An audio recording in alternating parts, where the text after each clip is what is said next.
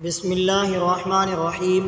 یہ عبارت اسلامی دعاؤں اور ذکر و اذکار میں کثرت سے استعمال ہوتی ہے۔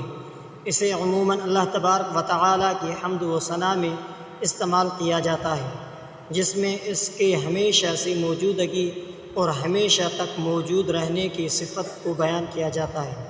معزز سامعین اکرام، اردو میں مکمل عبارت یا اول الاولین و یا آخر الآخرین، یعنی اے سب سے پہلے کے پہلے اور اے سب سے آخر کے آخر۔ معزز سامعین اکرام، استعمال دعاؤں میں خدا سے مدد اور رہنمائی طلب کرنے کے لیے، ذکر و اذکار میں اللہ تبارک و تعالیٰ کے صفات کو بیان کرنے کے لیے۔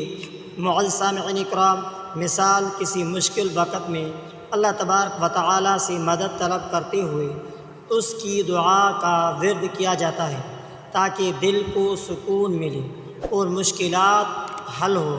معزز سامعین اکرام،